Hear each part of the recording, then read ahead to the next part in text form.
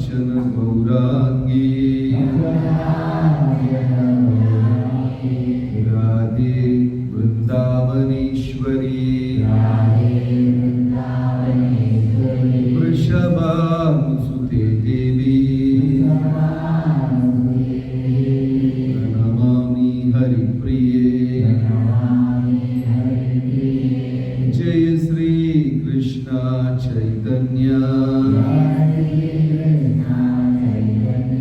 പ്രഭു നിത്യാനന്ദ ശ്രീ അദ്വൈത ഗദാധര ശ്രീവാസദി ഗൗരഭക്ത വൃന്ദ ഹരേ കൃഷ്ണ കൃഷ്ണ കൃഷ്ണ ഹരേ ഹരേ ഹരേ രാമ രാമ രാമ ഹരേ ഹരേ. ഹരേ കൃഷ്ണ. എല്ലാ സജ്ജനങ്ങൾക്കും എൻ്റെ വിനീതമായ പ്രണാമം. അപ്പോ മുതിർന്ന വരിഷ്ഠ വൈഷ്ണവരെല്ലാം കസേരയിലിരിക്കണം എന്ന് വിനീതമായി അഭ്യർത്ഥിക്കുന്നു.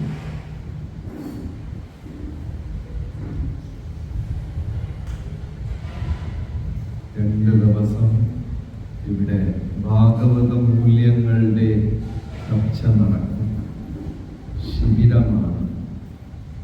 അപ്പോൾ ആദ്യമായി മഹാദേവന്റെ തൃപ്പാദങ്ങളിൽ നമ്മുടെ പ്രണാമങ്ങളെ അർപ്പിച്ചുകൊള്ളുന്നു. കാരണം ഈ നാട്ടിൻ്റെ അധിപൻ, ഈ നാട്ടിൻ്റെ പ്രധാന ക്ഷേത്രം ഇവിടെ ഉള്ള മഹാദേവ ക്ഷേത്രമാണ്. മഹാദേവന്റെ തൃപ്പാദങ്ങളിൽ പ്രാർത്ഥനകൾ പ്രണാമം അർപ്പിച്ചുകൊണ്ട് 2 ദിവസം ശ്രീമദ് ഭാഗവതത്തിലുള്ള മൂല്യങ്ങൾ, അതിൽ നമുക്ക് ജീവിതത്തിൽ എത്ര പകർത്താൻ സാധിക്കും എന്നൊക്കെ ഉള്ള വിഷയങ്ങൾ നമ്മളിവിടെ ചർച്ച ചെയ്യും. ശ്രവണം വളരെ പ്രധാനമാണ്. ശ്രവണമാണ് ഒരു വ്യക്തിയുടെ ബോധത്തിനെ നിശ്ചയിക്കുന്നത്. നമ്മൾ ഏത് വിഷയമാണോ നിരന്തരം കേട്ടുകൊണ്ടേയിരിക്കുന്നത്, ആ വിഷയം നമ്മുടെ സ്വഭാവത്തിനെ വാർത്തെടുക്കും. ഭഗവാനെ കുറിച്ച് നിരന്തരം കേൾക്കുമ്പോൾ നമ്മുടെ ബോധത്തിലും ഭഗവത് കാര്യങ്ങൾ നിറയും. ഇപ്പോ 2 ദിവസം ഏതെങ്കിലും സിനിമാ വിഷയമാണ് നമ്മൾ കേൾക്കുന്നെങ്കിൽ ഉറക്കത്തിലും ആ സിനിമയെ കുറിച്ചുള്ള സ്വപ്നം വരും. നിൽക്കുമ്പോഴും നടക്കുമ്പോഴും കാര്യങ്ങൾ ചെയ്യുമ്പോഴും അതിൻ്റെ സ്വാധീനമുണ്ടാവും. ഇപ്പൊ കഴിഞ്ഞ ഒരാഴ്ചയായിട്ട് ഭാരതീയരെല്ലാവരും തന്നെ കശ്മീരിൽ നടന്ന ആക്രമണത്തിനെ കുറിച്ച് ചർച്ച ചെയ്യുകയും പത്രങ്ങളിൽ വായിക്കുകയും സന്ദേശങ്ങൾ ഇങ്ങോട്ടും അങ്ങോട്ടും കൈമാറുകയും ചെയ്യുമ്പോൾ അത് തന്നെ നമ്മുടെ ബോധമണ്ഡലത്തിൽ ഇങ്ങനെ നിറഞ്ഞിരിക്കും. ഒരു മനുഷ്യന് 5 ഇന്ദ്രിയങ്ങളുണ്ട്. നമ്മൾ സ്കൂളിലൊക്കെ പഠിച്ചിട്ടുണ്ട്, പഞ്ചേന്ദ്രിയങ്ങൾ. എന്തൊക്കെയാണ് നമ്മുടെ 5 ഇന്ദ്രിയങ്ങൾ? എന്തൊക്കെയാണ്?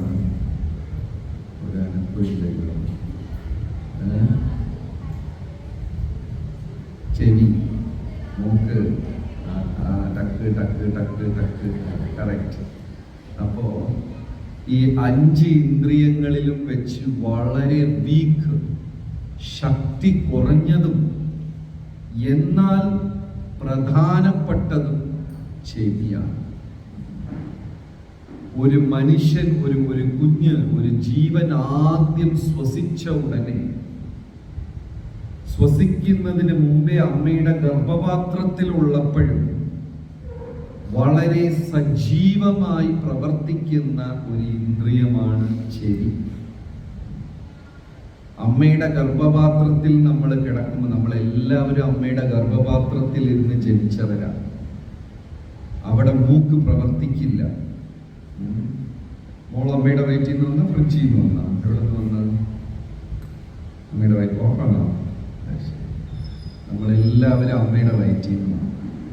അപ്പൊ അവിടെ മൂക്ക് പ്രവർത്തിക്കാറില്ല. നമ്മൾ എങ്ങനെയാ ശ്വസിക്കുക?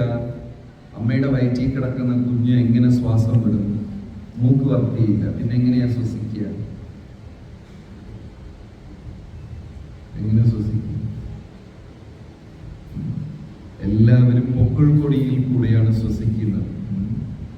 അമ്മയുടെ ഗർഭപാത്രത്തിൽ കിടക്കുന്ന കുഞ്ഞ് ശ്വസിക്കുന്നതും ഭക്ഷണം കഴിക്കുന്നതും എല്ലാം പൊക്കിൾ കൊടിയിൽ കൂടെ. അപ്പൊ അവിടെ മൂക്ക് പ്രവർത്തിക്കുന്നില്ല, സ്പർശനമില്ല, വേറെ ഒന്നും തന്നെ ആ ജീവനെ തൊടുന്നില്ല. കണ്ണില്ല, കണ്ണ് തുറന്നിട്ടില്ല, അടഞ്ഞിരിക്കുകയാണ്.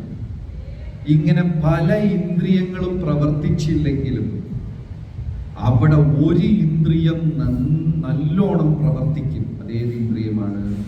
ശരി. അകത്ത് കിടന്നാലും പുറത്തുള്ളതെല്ലാം കേൾക്കും.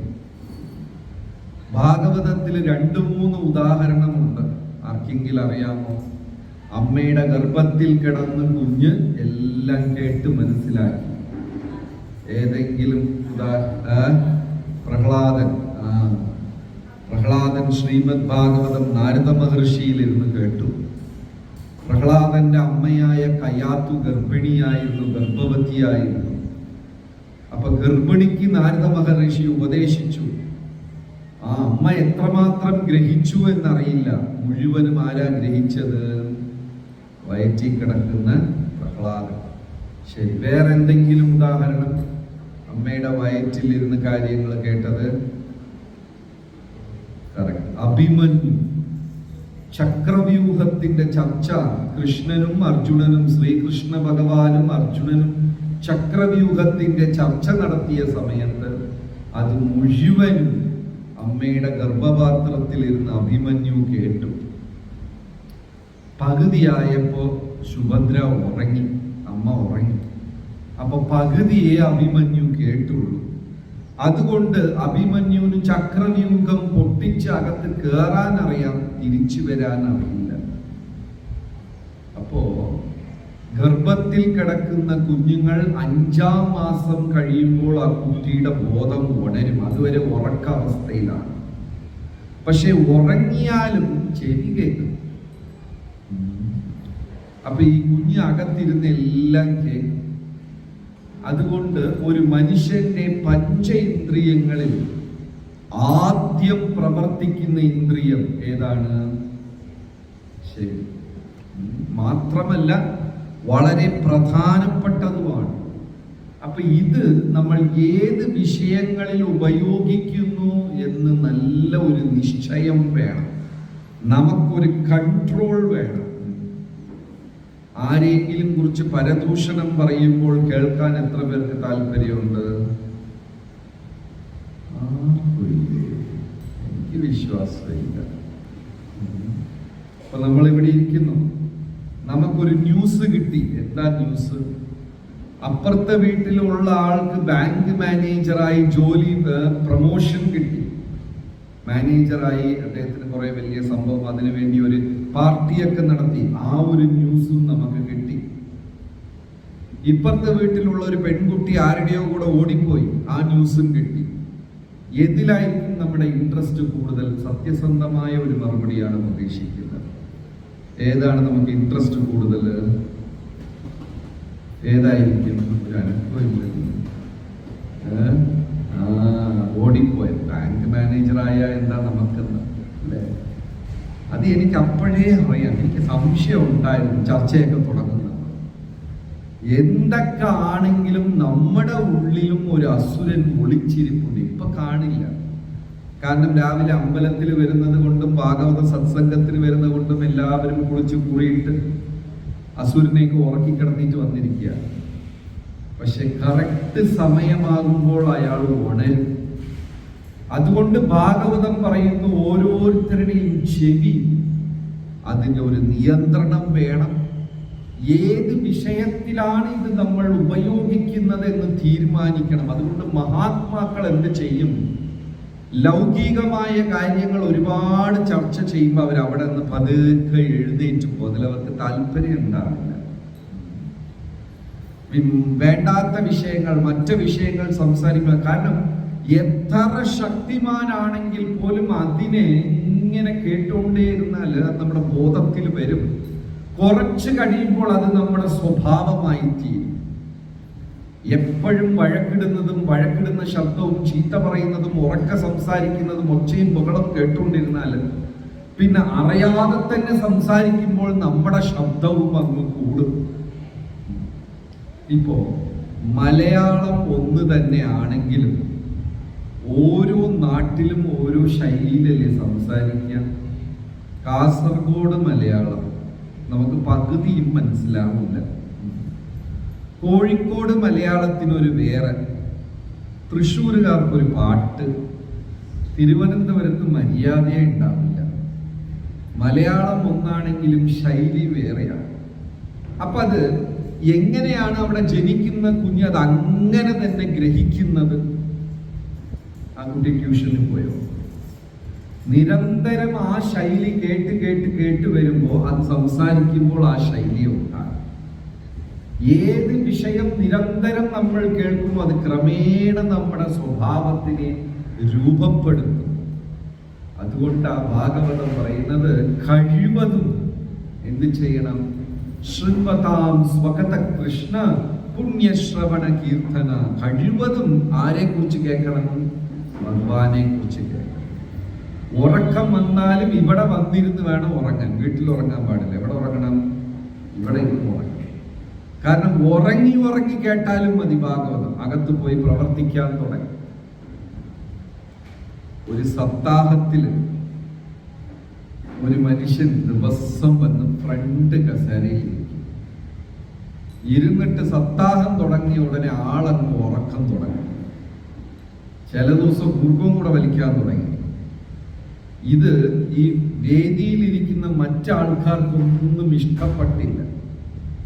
ഈ പ്രഭാഷണം നടത്തുന്ന ആൾക്ക് ഒട്ടുമേ ഇഷ്ടമായില്ല. കാരണം ഫ്രണ്ടിലിരുന്ന ആള് ഉറങ്ങാം. അപ്പൊ ഒരു ദിവസം കാത്തിരുന്നു, 2 ദിവസം കാത്തിരുന്നു, 4 ദിവസമായിട്ട് ഈ കക്ഷി ഉറക്കത്തോട് ഉറക്കം. 4-ാം ദിവസം നരസിംഹാവതാരം. ഉടനെ പ്രഭാഷണം നടത്തുന്ന ആൾ എന്തേക്കും? നരസിംഹാവതാര ലീല പറയുമ്പോൾ ഒരു ശബ്ദമെല്ലാം കൂട്ടി ഗാംഭീര്യത്തിൽ അങ്ങനെയൊക്കെ സംസാരിച്ചു. അപ്പൊ ഈ ഫ്രണ്ട് കസേരയിൽ ഉറങ്ങിക്കിടക്കുന്ന ആള് ചാടി എണീറ്റു. അത് അപ്പൊ എണീറ്റപ്പോൾ അവിടെ സംസാരിച്ച രംഗം, ഹിരണ്യകശിപു തൂണും പിളർന്നു വരുന്ന നരസിംഹമൂർത്തിയെ കണ്ടിട്ട്, നീ ആരാണെന്ന് എനിക്കറിയാം, ഏത് തൂണിൽ ഒളിച്ചിരുന്നാലും എനിക്കറിയാം. ഇത്രയും കേട്ടു, 2 വരി കേട്ടു. അപ്പൊ പ്രഭാഷകൻ വീണ്ടും സൗണ്ട് കുറച്ചു. അയാൾ വീണ്ടും ഉറക്കം തുടങ്ങി. 7 ദിവസം സപ്താഹം പങ്കെടുത്തതിൽ ആ മനുഷ്യൻ കേട്ടത് 2 ലൈനാണ്. എന്താണ്? 2 വരി. എന്തൊക്കെയാ? നീ ആരാണെന്ന് എനിക്കറിയാം, ഏത് തൂണിൽ ഒളിച്ചിരുന്നാലും അറിയാം. ഇത്രയേ കേട്ടു. പക്ഷെ ഈ ഭാഗവത ശബ്ദ തരംഗങ്ങൾക്ക് അത്രയും ഒരു ബലമുണ്ട്. ഇത് ചെവിയിൽ കൂടെ പോയാലും ഹൃദയത്തിനകത്ത് പോയി നമ്മുടെ കെട്ടുകളെ അഴിച്ചിടും. ഹൃദയഗ്രന്ഥി, ഹൃദയത്തിൽ കെട്ടുകളുണ്ട്. എന്തൊക്കെയാ കെട്ട്? എൻ്റെ കുടുംബം, ഞാൻ പറയുന്നത് പോലെ എൻ്റെ ഭാര്യ ഭർത്താവ് അനുസരിക്കണം, എൻ്റെ മക്കള് ഞാൻ പറയുന്നത് പോലെ കേൾക്കണം, എൻ്റെ ഇഷ്ടമനിഷ്ടം അനുസരിച്ച് എൻ്റെ കുടുംബാംഗങ്ങളെല്ലാം പ്രവർത്തിക്കണം, അല്ലെങ്കിൽ എനിക്ക് വിഷമം വരും, എൻ്റെ പണം, എൻ്റെ വീട്, എൻ്റെ സമ്പത്ത്. ഇങ്ങനെ ഹൃദയത്തിൽ കെട്ടുണ്ട്. എത്ര പേർക്ക് ഇത്തരം കെട്ടുകളുണ്ട്? ആർക്കും ഇല്ല. ഇവിടെ ഭാഗവതത്തിന്റെ ആവശ്യമേ ഇല്ല. എല്ലാവരും മുക്താത്മാക്കളാണ്. നമ്മുടെ ഹൃദയത്തിൽ കെട്ടുണ്ടോ ഇല്ലേ? ഇഷ്ടം പോലെ ഉണ്ട്. ഇപ്പൊ നമ്മൾ ഈ പകുതിയിൽ എണീറ്റ് തിരിച്ചു പോവാണെന്ന് വെച്ചോളൂ. അവിടെ പുറത്തു പോയി നോക്കിയപ്പോൾ നമ്മുടെ സ്കൂട്ടർ ഇവിടെ തലകുത്തനെ കിടക്കുന്നു. അതിന്റെ കണ്ണട മറ്റേത് മിറർ എല്ലാം പൊട്ടിപ്പോയി. പിന്നെ നമ്മൾ ഇവിടെ വന്ന് ഇരിക്കുകയാണ്. ശ്രദ്ധയോട് ഭാഗവതം കേൾക്കാൻ പറ്റുമോ? നമ്മൾ എന്ത് ചിന്തിക്കും? ആരായിരിക്കും പൊട്ടിച്ചത്? അതെങ്ങനെ വണ്ടി വീണിട്ടുണ്ടാവും? മനസ്സിൽ അത് തന്നെ ഓടിക്കൊണ്ടിരിക്കും. അപ്പൊ നമുക്ക് എല്ലാവരുടെ ഹൃദയത്തിലും കെട്ടുണ്ട്. പക്ഷെ ശ്രീമദ് ഭാഗവതം ഹൃദയത്തിനകത്ത് പോയാൽ ഹൃദയഗ്രന്ഥി ക്രമേണ കെട്ടുകളെല്ലാം അഴിച്ചു. അപ്പൊ ഈ മനുഷ്യൻ സപ്താഹത്തിൽ കേട്ടത് രണ്ട് വാക്കാണ്. എന്താണ് ആ 2 വാക്ക്? എന്തൊക്കെയാണ്? ആരാണെന്ന് എനിക്കറിയാം, പിന്നെ ഏത് തൂണിൽ ഒളിച്ചിരുന്നാലും എനിക്കറിയാം. അപ്പൊ രാത്രി കിടന്ന് ഉറങ്ങുമ്പോ ഈ മനുഷ്യൻ എന്തെയും ഞെട്ടി ഉണരും. ആരാണെന്ന് എനിക്കറിയാം, ഏത് തൂണിൽ ഒളിച്ചിരുന്നാലും എനിക്കറിയാം. വീണ്ടും കിടന്നു, വീണ്ടും പെട്ടെന്ന് എണീക്കും. ആരാണെന്ന് എനിക്കറിയാം എന്ന് പറഞ്ഞു തുടങ്ങും. ഇത് തന്നെ പതിവ്. കാരണം ഈ ശബ്ദ തരംഗങ്ങൾ അകത്ത് കയറി. എത്ര പേർക്ക് അങ്ങനെ ഒരു അനുഭവമുണ്ട്? എന്തോ ഒന്ന് നമ്മൾ കേട്ടു, ചിലപ്പം പാട്ടായിരിക്കും, വേറെന്തെങ്കിലും കാര്യങ്ങൾ വളരെ ഇഷ്ടപ്പെട്ടു, നമ്മളെ സ്വാധീനിച്ചു. ഉറക്കത്തിലും എല്ലാ സമയത്തും നമ്മുടെ മനസ്സിൽ പുറകെ ഇത് ഓടിക്കൊണ്ടേയിരിക്കും. അങ്ങനത്തെ അനുഭവം ആർക്കെങ്കിലും ഉണ്ടോ? പിന്നെ സത്യമാണോ? അപ്പൊ ചിലതിങ്ങനെ മനസ്സിൽ ഓടിക്കൊണ്ടേ. ഈ മനുഷ്യൻ ഉറങ്ങുമ്പോഴെല്ലാം ഈ 2 വരി തന്നെ കേട്ടോണ്ടിരുന്നു. ഒരു ദിവസം എന്തായി? ആ മനുഷ്യന്റെ വീട്ടിനകത്ത് ഒരു കള്ളൻ ഇറങ്ങി. പഴുത്ത ഓടെല്ലാം ഇളക്കി അങ്ങനെ കള്ളനകത്തി ഇറങ്ങി. കള്ളനകത്തി ഇറങ്ങിയ ഉടനെ ഈ മനുഷ്യൻ ഉറങ്ങിക്കിടക്കുന്നവൻ പകുതിയിൽ എണീറ്റിട്ട്, നീ ആരാണെന്ന് എനിക്കറിയാം. കള്ളൻ പേടിച്ചു പോയി. ദൈവം, ഈ മനുഷ്യൻ എല്ലാം സിദ്ധനും ആയിരിക്കോ? പതുക്കെ ഒരു തൂണിന്റെ പുറകെ ഒളിച്ചു. അടുത്തത് ഇയാൾ എന്ന് പറഞ്ഞു, നീ ഏത് തൂണിന്റെ പുറകെ ഒളിച്ചാലും എനിക്കറിയാം. കള്ളം ഓടി. അപ്പോ ആ ഉറങ്ങിക്കേട്ട 2 വാക്ക് പോലും അയാൾക്ക് ഗുണപ്രദമായി. സുഖം കാദമൃത ദ്രവസംയുധം പിപത ഭാഗവതം രസമാലയം മുഹുരഹോ രസിക ഭുവിഭാവുക. അതായത് ഇത് കേട്ട് കഴിഞ്ഞാൽ, ഈ ഭാഗവതം ചെവി തുറന്ന് ഒഴിച്ചു കഴിഞ്ഞാൽ ഏറ്റവും ഉയർന്ന പരമാനന്ദമാണ് ഒരാൾ അനുഭവിക്കുന്നത് എന്ന് പറയാം. അപ്പൊ അതാണ് ഇപ്പൊ നമ്മളിവിടെ ചെയ്യാൻ പോകുന്നത്. രാവിലെ എനിക്ക് തന്ന വിഷയം, ബ്രഹ്മാണ്ഡ പ്രഭുവാണ് വിഷയം തന്നത്. ശ്രീകൃഷ്ണ ഭഗവാനും സുധാമാവും തമ്മിലുള്ള ബന്ധം. വിഷയം തന്ന ആളെ കാണാനില്ല, അന്നില്ല. ഓക്കെ. ഹരേ കൃഷ്ണ ഹരേ കൃഷ്ണ കൃഷ്ണ കൃഷ്ണ ഹരേ ഹരേ ഹരേ രാമ ഹരേ രാമ രാമ രാമ ഹരേ ഹരേ ഹരേ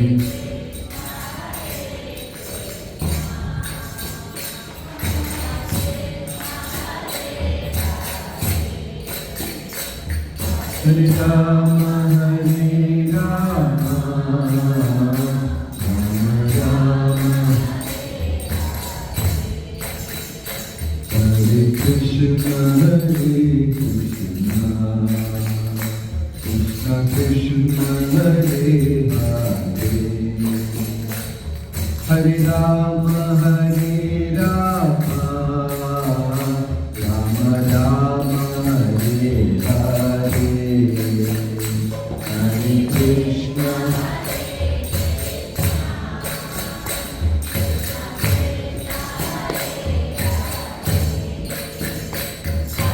Rama Hare Rama Rama Rama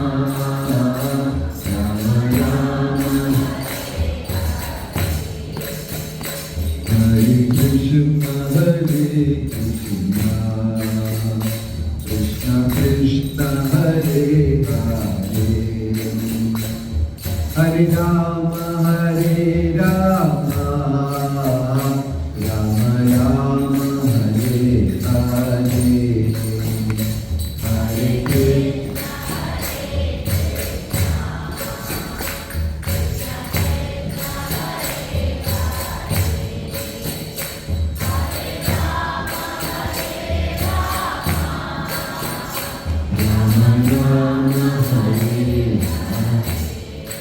Shrimad Bhagavatam കീ സൗണ്ട് പോരാ. ശ്രീമദ് ഭാഗവതം കീ. അടുത്ത വർഷം ക്ഷേത്രക്കാർ നമുക്ക് ഈ ഹാള് തരാൻ പാടില്ല, ഇത്രയ്ക്ക് ശബ്ദം ഉണ്ടാക്കണം. ഒന്നും കൂടെ പറയാനാ. ശ്രീമദ് ഭാഗവതം കീ. അല്ലെങ്കിൽ ഞാൻ മാത്രം സംസാരിക്കുക, എല്ലാവരും പറയും. അപ്പൊ ഏറ്റവും മനോഹരമായ ഒരു അധ്യായമാണ് ശ്രീമദ് ഭാഗവതത്തിൽ സുദാമയുടെ അധ്യായം. കേരളത്തില് തനതായ ഒരു വിശദീകരണം എല്ലാത്തിനുമുണ്ട്. ആ ബ്രാഹ്മണന് ഭാഗവതം സുദാമ വിപ്ര എന്ന് പേര് കൊടുത്തപ്പോ നാട്ടിൽ എന്താ പേര്? കേരളത്തിൽ അദ്ദേഹത്തിന് എന്താ പേര്? കുചേലൻ. കൃഷ്ണ എന്ന് പറയുമ്പോൾ നാട്ടിൽ എന്തെന്ന് പറയും? കണ്ണ എന്ന് പറയും. എല്ലാത്തിനും ഒരു പേരുണ്ട്. ഗോകുലത്തിന് മലയാളത്തിൽ എന്താ? ഗോകുലത്തിന് മലയാളത്തിൽ എന്താ? അമ്പാടി. എല്ലാം ഇവിടെ ഒരു പേരുണ്ട്. അമ്പ എന്ന് വെച്ചാൽ പശു, ഗോകുലം എന്ന് വെച്ചാൽ ഗോ എന്ന് വെച്ചാല് പശു. ഭഗവാന് പശുക്കൾ അത്രയ്ക്കും പ്രിയമാണ്. അതുകൊണ്ട് ഭഗവാനുമായി ബന്ധപ്പെട്ടത് എല്ലാത്തിനും ഗോ എന്ന പേരുണ്ടാകും. ഗോപാലൻ, ഗോവിന്ദ, ഗോകുല, ഗോലോക, ഗോവർദ്ധന, ഒരുപാട് എല്ലാത്തിനും ഇതിന്റെ പേരിലാണ് തുടങ്ങുന്നത്. ഭയങ്കര ഇഷ്ടമാണ് പശുക്കൾ. മലയാളികൾക്ക് പശു ഭയങ്കര ഇഷ്ടമാണ്, വളർത്താനല്ല, തിന്നാൻ. തമിഴ്നാട്ടിൽ പശുവിനെ വെട്ടാൻ പാടില്ല, ആന്ധ്രയിൽ വെട്ടാൻ പാടില്ല, കർണാടകത്തിൽ വെട്ടാൻ പാടില്ല. ഈ പശുക്കളെല്ലാം എവിടെ കൊണ്ടുവന്ന് വെട്ടാം? എവിടെ വെട്ടാം? എല്ലാം ദൈവത്തിന്റെ സ്വന്തം നാട്ടിൽ വെട്ടാം. അതുകൊണ്ട് മലയാളികൾക്ക് പാപം അല്പം കൂടുതലാണ് വേറെ ഒരു സംസ്ഥാനത്തിലും. അപ്പൊ ചിലപ്പോ നമ്മുടെ മനസ്സ് പറയും, ഞാൻ വെട്ടാറുമില്ല, കഴിക്കാറുമില്ല, അതുകൊണ്ട് എനിക്ക് പാപമില്ല. പാപം 6 പേർക്കാണ്. ഒരു മാംസഭക്ഷണം കഴിച്ചാൽ 6 പേർക്കാണ് പാപം. ആർക്കൊക്കെയാണ്? വിറ്റവൻ, മേടിച്ചവൻ, കൊന്നവൻ, പാചകം ചെയ്തവൻ, വിളമ്പിയവൻ, തിന്നവൻ, നോക്കി നിന്നവൻ. എല്ലാവർക്കും പാപം കിട്ടും. വിറ്റാൾക്ക് കിട്ടും, മേടിച്ചാൾക്ക് കിട്ടും, പാചകം ചെയ്തവന് കിട്ടും, വിളമ്പിയവന് കിട്ടും, തിന്നവന് കിട്ടും, അവസാനം നോക്കി നിന്നവനും കിട്ടും. കാരണം ഈ സാധു മൃഗം, പശു എന്ന് പറഞ്ഞാൽ അമ്മയാണ്. മാ എന്ന ശബ്ദം ഒരു ജീവൻ, അതായത് ലോകത്തിൽ വെച്ച് ഏകദേശം എല്ലാ ഭാഷകളിലും അമ്മയ്ക്ക് മാ എന്ന ശബ്ദം. കാരണം ഒരു ജീവൻ കണ്ണു തുറന്നാൽ ആദ്യം പുറപ്പെടുവിക്കുന്ന ശബ്ദം, ഒരു കുഞ്ഞ് ജനിച്ചാല് ഫസ്റ്റ് പറയുന്നത് എന്താണ്? എക്സ്, വൈ, ഡബ്ല്യു, അങ്ങനെയൊക്കെയാ പറയാ. ഫസ്റ്റ് കുഞ്ഞ് പറയുന്ന ശബ്ദം എന്താ? മാ. അതുകൊണ്ടാണ് ഭക്ഷണത്തിന് അമ്മ എന്തിനേയും മാമാന്നേ പറയുന്ന കുട്ടി. എന്നെ എടുക്കണം എന്ന് പറഞ്ഞാലും മാ എന്ന് പറയും. ഭക്ഷണം എന്ന് പറഞ്ഞാൽ മമ്മം, എല്ലാം മായിൽ കൂടെ വരുള്ളൂ. അതുകൊണ്ട് ലോക ഭാഷകളിൽ ഏകദേശം 99% ഭാഷകളിലും അമ്മയ്ക്ക് മാ എന്ന ശബ്ദമാണ്. മലയാളത്തിൽ എന്ത് പറയും? അമ്മ. തമിഴില് ആയി മലയാളത്തിലുണ്ട്, പക്ഷെ കൊളോക്കിയലി ആരും അങ്ങനെ പറയാറില്ലല്ലോ, അല്ലേ? അമ്മ തന്നെ പറയും. ഹിന്ദിയില്, സാൻസ്ക്രിറ്റില് മാലാഖയാണ്, ഇംഗ്ലീഷില് മദർ, മമ്മി. ലോക ഭാഷകളിൽ 99% ഭാഷകളിലും മാ എന്ന ശബ്ദമാണ്. അവിടെയും മാ വരുന്നുണ്ടല്ലോ, അല്ലേ? ഉമ്മില് മാ വരുന്നുണ്ടല്ലോ. കുറെ മുഹമ്മദീയർ അങ്ങനെയല്ലേ പറയാ, ഉമ്മ, അങ്ങനെയൊക്കെയല്ലേ പറയാം. മാ വരുന്നുണ്ട് എല്ലാവരും. അപ്പോ പശുവിനും ഒരു ശബ്ദം മാ എന്ന ശബ്ദമാണ്. കാരണം പ്രസവിച്ച അമ്മയെ പോലെ തന്നെ തത്തുല്യമായ ഇനിയൊരു അമ്മയാണ് ആര്? പശു. ഒരു മനുഷ്യൻ സ്വന്തം അമ്മയുടെ പാല് കുടിച്ചതിനേക്കാളും കൂടുതൽ നമ്മളെല്ലാവരും ആരുടെ പാലാ കുടിച്ചിരിക്കുന്നത്? പശുവിന്റെ പാൽ. അപ്പൊ ആ പശുവിനെ കൊല്ലുക എന്ന് പറയുന്നത് മഹാപാപമാണ്, വലിയ പാപമാണ്. അത്രയ്ക്കും വിശപ്പാണോ മനുഷ്യന്? അപ്പൊ ഇതെല്ലാം ഭാഗവത നമ്മുടെ പുരാണങ്ങളുടെ മൂല്യങ്ങൾ. ഇത് പകർത്തി ഒരാൾ ജീവിക്കുവാണെങ്കിൽ ആ മനുഷ്യനെയാണ് സനാതന ധർമ്മം ആചരിക്കുന്നവൻ എന്ന് പറയുന്നത്. ബാക്കി എല്ലാവർക്കും അതറിയില്ല. അപ്പോ ഇവിടെ സുന്ദരമായ കഥയാണ് കുചേലന്റെ കഥ. സുധാമവിപ്ര, ഒരു സത്യസന്ധനായ ഒരു ബ്രാഹ്മണൻ.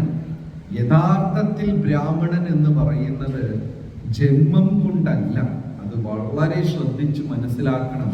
നമ്മൾ പലരും ജന്മം കൊണ്ടാണ് ഈ വർണ്ണവിവേചനങ്ങളൊക്കെ ചെയ്തു വെച്ച്. ജന്മം കൊണ്ടല്ല, ഓരോരുത്തരുടെയും കർമ്മം കൊണ്ടാണ് അത് സംഭവിക്കുന്നത്. കൃഷ്ണ ഭഗവാൻ ഗീതയിൽ പറയുന്നു, ചാതുർവർണ്ണ്യം മയാ സൃഷ്ടം ഗുണകർമ്മ വിഭാഗശഃ തസ്യ കർത്താരമഭിമാം വിദ്യ കർത്താരമവ്യയം. അർജുന, 4 വർണ്ണങ്ങളെയും ഞാനാ സൃഷ്ടിച്ചത്. ഞാൻ ചെയ്തു, എന്നാൽ ഞാൻ അത് ചെയ്തിട്ടില്ല. അവന്റെ ജന്മത്തിന്റെ അടിസ്ഥാനത്തിലല്ല ഈ വർണ്ണങ്ങൾ ഉണ്ടായത്. ഓരോരുത്തരുടെയും കർമ്മത്തിന്റെ അടിസ്ഥാനത്തിലാണ് ഈ വർണ്ണം ഉണ്ടായത്. ഏതൊക്കെയാണ് 4 വർണ്ണങ്ങള്? ബ്രാഹ്മണ, ക്ഷത്രിയ, വൈശ്യ, ശൂദ്ര. ഇത് 4 ഓരോരുത്തരും ചെയ്യുന്ന ജോലിയുടെ അടിസ്ഥാനത്തിലാണ്. ഒരു ബ്രാഹ്മണ കുടുംബത്തിൽ ഒരു മനുഷ്യൻ ജനിച്ചു. അവൻ ഉപവിധം പൂനൂല് ധരിച്ചിരിക്കുകയാണ്. പക്ഷെ ബാങ്കിലാണ് ജോലി. അയാൾ ഈ നൂലില് മൊത്തം അങ്ങനെ കണ്ടിട്ടുണ്ടോ? അങ്ങനെയുള്ളവരെ നൂലില് താക്കോല് കെട്ടിയിട്ടുണ്ടാവും. ചിലപ്പോൾ താക്കോല് മിസ്സാവാതിരിക്കാൻ അതിനെ കീ ചെയിൻ പോലെ ഉപയോഗിക്കും. 24 മണിക്കൂറും അദ്ദേഹം ബാങ്കിൽ ജോലി, കണക്കും കാര്യങ്ങളൊക്കെ നോക്കും, പൈസ എടുക്കും, കൊടുക്കും. ഈശ്വരനുമായിട്ട് യാതൊരു ബന്ധവുമില്ല. ജപമില്ല, തപമില്ല, ക്ഷേത്രത്തിൽ പോകാറില്ല, ഭഗവത്ഗീത ഭാഗവതം എന്താണെന്ന് അറിയില്ല. ആ വ്യക്തി ബ്രാഹ്മണനാണ്? ബ്രാഹ്മണനാണ്? ഇല്ല. അപ്പൊ അയാൾ ആരാണ്? ശൂദ്രനല്ല. ബാങ്കിൽ പോകുന്നു, അക്കൗണ്ട്സ് നോക്കുന്നു, പൈസയായിട്ട് ഇടപാടുണ്ട്. അയാൾ ആരാണ്? വൈശ്യ. ജന്മം കൊണ്ട് ബ്രാഹ്മണനാണെങ്കിലും കർമ്മം കൊണ്ട് എന്താണ് അയാള്? വൈശ്യനാണ്. ശ്രീമദ് ഭാഗവതത്തിൽ ഉത്തമ ഉദാഹരണം, ഭഗവാൻ അയാളെ ശപിച്ചു. അശ്വത്ഥാമ, ദ്രോണാചാര്യർ എന്ന് പറയുന്ന മഹാബ്രാഹ്മണന്റെ പുത്രനാണ് അശ്വത്ഥാമ. ദ്രോണം ബ്രാഹ്മണ്യം, എല്ലാ ബ്രാഹ്മണ ഗുണങ്ങളും, ആചാരം, അനുഷ്ഠാനം എല്ലാം അറിയാം ആ ബ്രാഹ്മണന്. പക്ഷെ എന്ത് ചെയ്തു? ദ്രൗപദിയുടെ 5 മക്കള് ഉറങ്ങിക്കിടന്നപ്പോ, ബാലന്മാർ, കുഞ്ഞുങ്ങള് ഉറങ്ങിക്കിടന്ന സമയത്ത് ഈ അശ്വത്ഥാമ ടെന്റിനകത്ത് കയറി. ആ കുഞ്ഞുങ്ങൾ 5നെയും ആരാണെന്ന് അറിയില്ല, എല്ലാം പുതച്ച് കിടന്ന് ഉറങ്ങാണ്. അപ്പൊ ഈ അശ്വത്ഥാമ വിചാരിച്ചു ഇരുട്ടത്ത് ഈ 5 പാണ്ഡവരാണെന്ന് തെറ്റിദ്ധരിച്ചു. തന്റെ വാളെടുത്തിട്ട് ഈ കുഞ്ഞുങ്ങളെയെല്ലാം കഷ്ണമായി വെട്ടിമുറിച്ചു.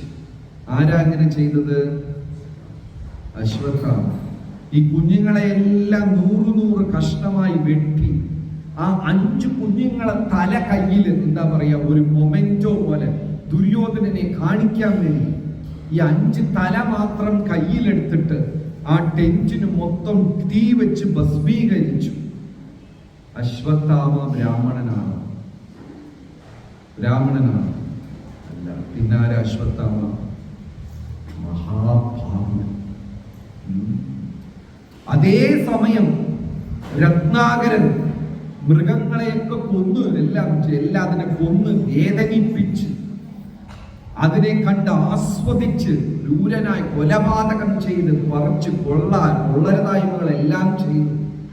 നാരദ മഹർഷിയുടെ വാക്കും കേട്ട് ഈ മത്സ്യമാംസ ഭക്ഷണം ഉപേക്ഷിച്ചു, കൊള്ള എല്ലാം ഉപേക്ഷിച്ചു. 24 മണിക്കൂറും മരാ മരാ മരാ മരാ മരാ മരാ മരാമ എന്ന് ജപിച്ചു. ആ വാൽമീകി ബ്രാഹ്മണനാണ്. ആണ്. ജന്മം കൊണ്ട് ഭാവിയാണ്, പക്ഷേ കർമ്മം കൊണ്ട് ബ്രാഹ്മണനാ. അതുകൊണ്ട് ഭാഗവതം തന്നെ വ്യക്തമായി പറയുന്നു, വർണ്ണങ്ങൾ വന്ന് ജന്മം കൊണ്ടല്ല, ഓരോരുത്തരുടെ പ്രവർത്തനം കൊണ്ടാണ്. ജന്മനാ ജായത്തെ ശൂദ്ര, നമ്മളെല്ലാവരും ജന്മം കൊണ്ട് ശൂദ്രരാണ്. ജന്മനാ ജായത്തെ ശൂദ്ര സംസ്കാരേ സംസ്കാരം കൊണ്ടവൻ ദ്വിജനും. വേദ പഠന്തി തത് വിപ്ര, വേദങ്ങളെ പഠിക്കുമ്പോൾ അവൻ വിപ്രനും. ബ്രഹ്മജ്ഞാനാതിഥി ബ്രാഹ്മണ, ദൈവത്തിനെ മനസ്സിലാക്കുമ്പോൾ അവൻ ബ്രാഹ്മണനുമാണ്. ഗീതയിൽ പറയുന്നു, യഥാർത്ഥ ബ്രാഹ്മണൻ ആരാണെന്ന് പറയുന്നു, ഉള്ളത് കൊണ്ട് തൃപ്തനായി കഴിയുന്നവൻ, സമയം ഈശ്വര ചിന്തയ്ക്ക് വേണ്ടി ചെലവാക്കുന്നവൻ. സമോദമ തപശൗചം ശാന്തിരാർജവമേവച ജ്ഞാനം വിജ്ഞാനമാസ്തിക്യം ബ്രഹ്മകർമ്മ സ്വഭാവചം. ആദ്യത്തെ റൂള് വളരെ ക്ഷമാധമ, ഉള്ളത് കൊണ്ട് തൃപ്തരായിരിക്കുക. ഇനിയൊന്ന് വേണം എന്ന് ആഗ്രഹിക്കാതെ ഇരിക്കുക. നമ്മളിൽ എത്ര പേര് അങ്ങനെയുണ്ട്? ഉള്ളത് കൊണ്ട് തൃപ്തിയോട് ജീവിക്കുന്നവർ. അത് വേണം, ഇത് വേണം, ഇനിയും വേണം, ഇനിയും വേണം, വലിയ ലിസ്റ്റാണ്. രഹസ്യ പ്രാർത്ഥനകളൊക്കെ ഉണ്ട് ചിലർക്കൊക്കെ. അത് കിട്ടണം, ഇത് കിട്ടണം, അങ്ങനെ വേണം, ഇങ്ങനെ വേണം. എൻ്റെ അടുത്ത് ഒരാൾ പറഞ്ഞു, വലിയ വിലപിടിപ്പുള്ള ഒരു കാർ, കോടികളുടെ കാർ മേടിച്ചിട്ട് പറയാ, ഇതേ ഞാൻ എനിക്ക് വേണ്ടി മേടിച്ചതല്ല, ഞായറാഴ്ച സത്സംഗത്തിന് വരുമ്പോ മറ്റ് ഭക്തരെ കൂടെ സത്സംഗത്തിന് കൊണ്ടുവരാനും കൊണ്ടുപോകാനും വേണ്ടി ഭഗവത് സേവനത്തിന് വേണ്ടിയാണ് ഞാൻ ഇത് മേടിച്ചത്, എനിക്കല്ല. അത് സത്യമാണോ കള്ളമാണോ? അല്ലേ? ഇത്തരം ആഗ്രഹങ്ങൾ എല്ലാവർക്കും ഉണ്ട്. ഈ ഒരു 30 രൂപ 50 രൂപയ്ക്ക് വാച്ച് മേടിക്കാൻ പറ്റും. 10,000 കൊടുത്തും നമുക്ക് വാച്ച് മേടിക്കും. രണ്ടിലും സമയം വേറെ വേറെ കാണിക്കോ? 50 രൂപ വാച്ചിൽ സമയം വല്ല കുറച്ച് കാണിക്കോ? എല്ലാത്തിലും സമയം ഒന്നാണ്. അപ്പോ ആ സാധനത്തിന്റെ ഉദ്ദേശമല്ല, അത് എന്റെ കയ്യിലുള്ളപ്പോൾ മറ്റുള്ളവർ എന്നെ എങ്ങനെ കാണും എന്നുള്ളതാണ് ആൾക്കാർക്ക് പ്രാധാന്യം. വാച്ച് മേടിക്കുന്നത് സമയം നോക്കാൻ വേണ്ടിയല്ല. അതൊക്കെ പണ്ട്. നമ്മൾ വാച്ച് മേടിക്കുന്നത് സമയം നോക്കാനല്ല, അത് എന്റെ കയ്യിലുള്ളപ്പോൾ മറ്റുള്ളവരെ എന്നെ നോക്കി എങ്ങനെ വിലയിരുത്തും എന്നുള്ളതിന് വേണ്ടിയാണ്. അതിനു വേണ്ടിയാണ് വാച്ച് മേടിക്കുന്നത്, ഫോൺ മേടിക്കുന്നത്, വസ്ത്രം ധരിക്കുന്ന, വണ്ടി വാഹനം എല്ലാം നമ്മൾ മറ്റുള്ളവരുടെ നിന്ന് എനിക്ക് അഭിമാനം കിട്ടണം. ചൈതന്യ മഹാപ്രഭുവിടെ 3ാമത്തെ ശ്ലോകം ശിക്ഷാഷ്ടകത്തിൽ പരമപ്രധാനം എന്താണ്? തൃണാദപി സുനീചേന തരോരപി സഹിഷ്ണുന അമാനീനമാനദേന. ഇതാണ് മനുഷ്യന്റെ ഒരു വലിയ കുഴപ്പങ്ങളിൽ ഒന്ന്. എന്താണ്? എന്നെ റെസ്പെക്ട് ചെയ്യണം, എന്നെ റെസ്പെക്ട് ചെയ്യണം, എന്നെ കണ്ടാ ചിരിക്കില്ല, ഇനി ഞാൻ സത്സംഗത്തിൽ പോവില്ല, എനിക്ക് അവർ പപ്പടം തന്നില്ല, ഇനി ഞാൻ അങ്ങോട്ട് പോവില്ല, എന്നെ നോക്കി ചിരിച്ച് ഹലോ പറഞ്ഞില്ല, ആരെയും എനിക്ക് റെസ്പെക്ട് വേണം, റെസ്പെക്ട് വേണം, റെസ്പെക്ട് വേണം, റെസ്പെക്ട് വേണം. യാചിക്കുകയാണ് എന്നെ റെസ്പെക്ട് ചെയ്യണം. എത്ര തരം താഴ്ന്നു പോയി മനുഷ്യൻ, ഇല്ലേ? പണ്ടൊക്കെ ഒരു പെൺകുട്ടിയെ 70-80കളിൽ റോട്ടിൽ ആരെങ്കിലും കണ്ട് ഇഷ്ടമാണെന്ന് പറഞ്ഞു കഴിഞ്ഞാൽ ആ കുട്ടിയുടെ സഹോദരന്മാരും ബന്ധുക്കളെല്ലാം വീട്ടിൽ വഴക്കുണ്ടാക്കാൻ പോകും. ആരടാ എൻ്റെ അനുജത്തിയെ നോക്കി ഇഷ്ടമാണെന്ന് പറഞ്ഞു എന്നൊക്കെ പറയും. ഇന്ന് അങ്ങനെയില്ല. നമ്മളെല്ലാവരും ഫോട്ടോ എടുത്തിട്ട് അതിനെ സോഷ്യൽ മീഡിയയിൽ ഇട്ടിട്ട് പ്ലീസ് ഒരു ലൈക്ക് തരണേ, അയ്യോ എനിക്കൊരു ലൈക്ക്, ഒരു ലൈക്ക് തരണേ, ഇല്ലേ, എന്നെ ഇഷ്ടപ്പെടണേ, എന്നെ ഇഷ്ടപ്പെടണേ, എന്നെ അമാനീന. എന്നാൽ നമ്മൾ അങ്ങോട്ട് ആർക്കെങ്കിലും ഇഷ്ടപ്പെടോ ബഹുമാനം ചെയ്യോ? അത് ചെയ്യത്തൊന്നുമില്ല. തരം താഴ്ന്നു പോയി കലിയുഗത്തിന്റെ മനുഷ്യൻ. മറ്റുള്ളവരുടെ കയ്യിൽ നിന്ന് പ്രശംസ പ്രതീക്ഷിക്കുന്നവൻ, ശാസ്ത്രം പറയുന്നു, ഛർദ്ദിച്ച് അതിനെ വീണ്ടും തിന്നുന്നവനെ പോലെയാണ്. എന്ത് എക്സ്പെക്ട് ചെയ്യുന്ന ആള്? അപ്രിസിയേഷൻ, എന്നെ ബഹുമാനിക്കണം, എന്നെ. ഇത് മനുഷ്യന്റെ വലിയ ഒരു കുഴപ്പമാണ്. ഞാൻ ഈ ഒരു മാനസികാവസ്ഥ എത്ര പേർക്കൊണ്ട് പറയണം? ശരി, സത്യസന്ധമായ ഉത്തരം പറയാം. തലേന്ന് രാത്രി നല്ലോണം സംസാരിച്ചു, ചിരിച്ചു, ഷേക്ക് ഹാൻഡൊക്കെ കൊടുത്തു, നല്ല രീതിയിൽ പോയി കിടന്നുറങ്ങി. രാവിലെ എണീറ്റ ഉടനെ മനസ്സ് പറയുന്നു, നീ ചിരിക്കേണ്ട, അയാൾ ചിരിച്ച പിന്നെ നീ ചിരിച്ചാൽ മതി. നീ ആയിട്ട് ആദ്യം ഗുഡ് മോർണിംഗ് ഹലോ ഒന്നും പറയണ്ട, ഹരേ കൃഷ്ണ പറയണ്ട, അയാൾ പറഞ്ഞാ പിന്നെ നീ പറഞ്ഞാ മതി. ഇങ്ങനത്തെ മനസ്സാർക്കെങ്കിലും ഉണ്ടോ? എല്ലാരും വൈകുണ്ഠത്തിലിരുന്ന് മേലെ കിടന്നു. അങ്ങനെ ആർക്കും തോന്നിയിട്ടില്ല? തോന്നിയോ ഇല്ലേ? തോന്നും അല്ലേ? അവര് ചിരിച്ചാ പിന്നെ ചിരിച്ചാ അത്. അയാൾ സത്സംഗത്തിൽ ഞാൻ വന്ന് 2 കൊല്ലം കഴിഞ്ഞ് വന്നതല്ലേ, അയാൾ ആദ്യം പറയട്ടെ. ഇതൊക്കെയാണ് മറ്റുള്ളവർ എന്നെ അംഗീകരിക്കണം, അംഗീകരിക്കണം, അംഗീകരിക്കണം, അമാനീനമാനധേന. ഇങ്ങനെ ഒരു മാനസിക അവസ്ഥ ഉള്ള ഒരു മനുഷ്യന് ഒരിക്കലും നാമത്തിന്റെ രുചി ആസ്വദിക്കാൻ പറ്റില്ല. എന്നെ എല്ലാവരും റെസ്പെക്ട് ചെയ്യണം, എന്നെ ബഹുമാനിക്കണം, എന്നെ എപ്പോഴും ഉയർത്തി സംസാരിക്കണം, 4 പേരുടെ ഇടയ്ക്ക് എന്നെ പ്രശംസിക്കണം, എന്റെ പേരിടണം, ഞാൻ ഞാൻ ഞാൻ. അങ്ങനെ പ്രശംസിക്കുമ്പോൾ നമ്മൾ പറയേ ഇല്ല ഇല്ല, എല്ലാം ഭഗവാന്റെ അനുഗ്രഹമാണ്. അതിന്റെ അർത്ഥം എന്താ? ചേട്ടൻ നിർത്തല്ലേ, കേൾക്കാൻ നല്ല സുഖമുണ്ട്, പറഞ്ഞോണ്ടേ. യാചകന്മാർ ഇതൊന്നും ബ്രാഹ്മണനല്ല, യഥാർത്ഥ ബ്രാഹ്മണ്യവുമല്ല. രാമാനുജാചാര്യാർ പറഞ്ഞു, ഉപ്പിനെ പോലെ ആകണം ഒരു കൃഷ്ണഭക്തൻ. എന്തിനെ പോലെ ആകണം? ഉപ്പിനെ പോലെ. സാമ്പാറിൽ ഉപ്പ് കൂടിയാൽ ദോഷമാർക്ക, ഉപ്പിന് ഉപ്പ് കൂടിപ്പോയി. ഉപ്പ് കുറഞ്ഞാൽ നാട്ടുകാരെന്ത് പറയും? ഉപ്പ് കുറഞ്ഞു പോയി. ഉപ്പ് കറക്റ്റ് ആണെങ്കിൽ എന്ത് പറയും? സാമ്പാർ നന്നായി. ക്രെഡിറ്റ് ആർക്ക് പോകും? തെറ്റ് ചെയ്താൽ കുറ്റം മുഴുവനും ഉപ്പിനും, ശരിയായ ജോലി ചെയ്താൽ ക്രെഡിറ്റ് ആർക്ക് പോകും? സാമ്പാറിനും. ഒരു കൃഷ്ണഭക്തൻ വരുന്നതും അറിയാൻ പാടില്ല, പോകുന്നതും അറിയാൻ പാടില്ല. അവിടെ എന്താണോ ചെയ്യേണ്ടത്, തന്റെ കർത്തവ്യം ചെയ്തിട്ട് ഞാൻ ചെയ്തു എന്ന് അവകാശപ്പെടാതെ മാറി നിൽക്കുക. അതാണ് മഹാഭാരതത്തിലെ വിതുര മഹാത്മ.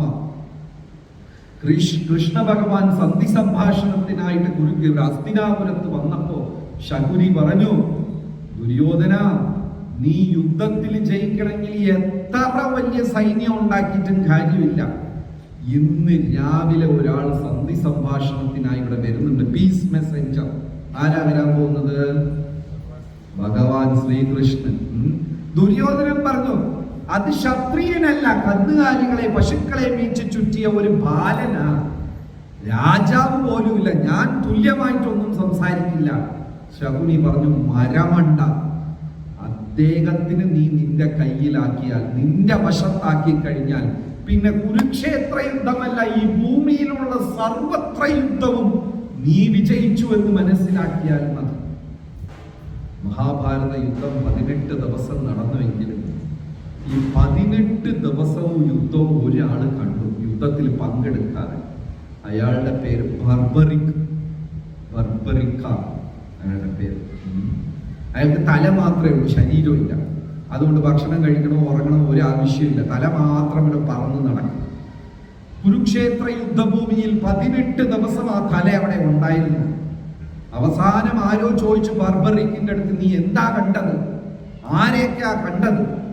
ആ രാക്ഷസനാ തല പറഞ്ഞു, 18 ദിവസവും ഞാൻ ഇവിടെ ഒന്നും കണ്ടില്ല, ഒരു മയിൽപീലി മാത്രം ഈ ഭൂമി മൊത്തം കുരുക്ഷേത്ര യുദ്ധത്തിൽ ചുറ്റി ചുറ്റി വരുന്നത് മാത്രമേ ഞാൻ കണ്ടുള്ളൂ. ഇതെല്ലാം നടത്തിക്കുന്നതാരാ? മാളിക മുകളേറിയ മന്നന്റെ തോളിൽ മാറാപ്പ് ചാർത്തുന്നതും ഭവാൻ, 2-4 ദിനം കൊണ്ടൊരുത്തനെ. ഭഗവാന്റെ അനുഗ്രഹമില്ലാതെ ഒരു പുൽക്കൊടി പോലും അനങ്ങത്തില്ല. ബാർബറിക്ക് പറഞ്ഞു, ഞാൻ കർണനെ കണ്ടില്ല, അർജുനനെ കണ്ടില്ല, ദുര്യോധനനെ കണ്ടില്ല, ഭീഷ്മ പിതാമഹരെ കണ്ടില്ല, ആരെയുമേ ഞാൻ കണ്ടില്ല. 18 ദിവസവും ഞാൻ കണ്ടത് ഒരു മയിൽപീലി ചാർത്തിയ കിരീടം മാത്രം ഇവിടെ ഓടി ഓടി നടക്കുന്നത് മാത്രമേ ഞാൻ കണ്ടുള്ളൂ. കസ്തൂരിത്തിലകം ലലാടഫലകേ വക്ഷസ്ഥലേ കൗസ്തുഭം നാസാഗ്രേ നവമൗക്തികം കരതലേ വേണു കരേ കാങ്കനം സർവാംഗേ ഹരിചന്ദനം സുലലിതം കണ്ഠേ ച മുക്താവലി ഗോപസ്ത്രീ പരിവേഷ്ടിതോ വിജയത്തെ ശ്രീകൃഷ്ണ. ഗോപാല ചൂഡാമ ശ്രീകൃഷ്ണചന്ദ്ര ഭഗവാൻ കീ. അപ്പോ അങ്ങനെ വിതുരര് ശ്രീകൃഷ്ണ ഭഗവാൻ സന്ധി സംഭാഷണത്തിനായി വന്നു. അപ്പൊ വന്നപ്പോ ശകുനി പറഞ്ഞതനുസരിച്ച് ദുര്യോധനൻ എങ്ങനെയെങ്കിലും കൃഷ്ണ ഭഗവാനെ തന്റെ വശത്ത് ചേർക്കണമെന്ന് വിചാരിച്ചിട്ട് വേണ്ടവണ്ണം സൽക്കരിക്കാനും സൗകര്യങ്ങളെല്ലാം ചെയ്തു വെച്ചു. അപ്പൊ ഭഗവാൻ ചോദിച്ചു, ദുര്യോധന ഇത് ആരുടെ മാളികയാ? ദുര്യോധനൻ പറഞ്ഞത് എന്റെ കൊട്ടാരമാണ്. ഇവിടെ ഇത്രയും സൗകര്യമുണ്ട്, ഇത്ര മുറികളുണ്ട്, ദാസന്മാർ ഇത്രയുണ്ട്, അതുണ്ട്, ഇതുണ്ട്. ദുശാസനന്റെ അടുത്ത് ചോദിച്ചു, അയാളും അതുപോലെ തന്നെ പറഞ്ഞു. അങ്ങനെ വലിയ വലിയ മാളികകളെല്ലാം കണ്ടിട്ട് അവസാനം സാധാരണ ഒരു ഭവനം കണ്ടു. കൃഷ്ണ ഭഗവാൻ ചോദിച്ചു, ഇതാരുടെ ഇല്ലമാണ്? വിതുര മഹാത്മാ ഓടി വന്നിട്ട് പറഞ്ഞു, കൃഷ്ണ ഇത് അങ്ങയുടേതാണ്. ബാക്കി എല്ലാരും എന്ത് പറഞ്ഞു? എന്റേത് എന്റേത് എന്റേതെന്ന് പറഞ്ഞു. വിതുരര് മാത്രം വന്ന് പറഞ്ഞു, കൃഷ്ണ ഇത് അങ്ങയുടേതാണ്. ഭഗവാൻ ഒന്നും മിണ്ടിയില്ല, നേരെ ആ കൊട്ടാരത്തിനകത്ത് കയറി, ആ ഭവനത്തിനകത്ത് കയറിപ്പോയി. ഒരു രാത്രി വിതുരന്റെ കൂടെയായിരുന്നു കൃഷ്ണ ഭഗവാൻ താമസിച്ചത്. മമ, എന്നെ മറ്റുള്ളവർ പ്രശംസിക്കണം, എന്നെ മറ്റുള്ളവർ സ്തുതിക്കണം, എന്റെ പേര് പറയണം. മമ മമ മമ. ഈ മമ എന്ന ഭാവമാണ് മനുഷ്യനെ ഇല്ലാതാക്കുന്നത്. അതിന്റെ നിർമ്മമ എന്ന ഭാവമാണ് നമ്മൾ നമസ്കാരം, നമസ്തേ എന്നൊക്കെ പറയുന്ന അമ്പലത്തിലും മറ്റുള്ള ഉയർന്നവരെയൊക്കെ കാണുമ്പോൾ നമ്മൾ പറയാറുണ്ട് നമസ്കാരം, നമസ്തേ. നമസ്കാരം എന്ന് പറഞ്ഞാൽ ആ വാക്കിന്റെ അർത്ഥം നഹി മമ അഹങ്കാർ എന്നാണ്. എനിക്ക് അഹങ്കാരം ഇല്ലാത്തൊരവസ്ഥ ഉണ്ടാകും.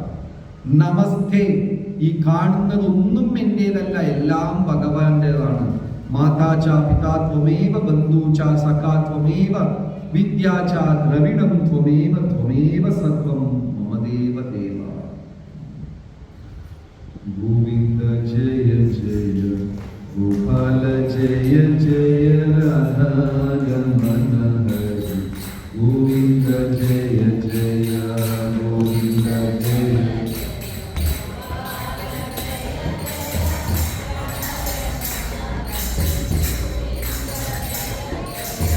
ഗോവിന്ദ ജയ ജയ ഗോപാല ജയ ജയ രാധാരമണ ഹരി. ഗോവിന്ദ ജയ ജയ.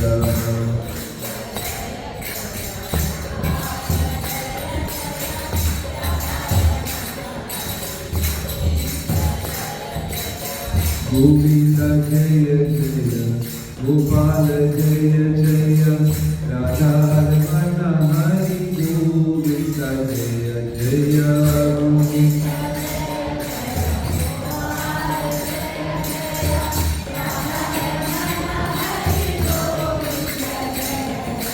ഗോവിന്ദ ജയ ജയ ഗോപാല ജയ ജയ രാധാരമണ ഹരി. ഗോവിന്ദ ജയ ജയ.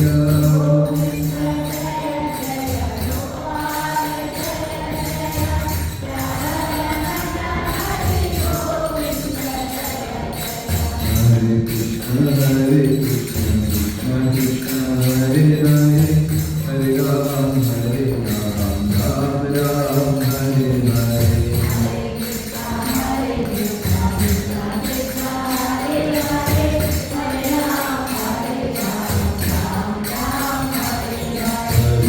കൃഷ്ണ ഹരേ കൃഷ്ണ കൃഷ്ണ കൃഷ്ണ ഹരേ ഹരേ ഹരേ രാം ഹരേ രാം രാം രാം ഹരേ ഹരേ.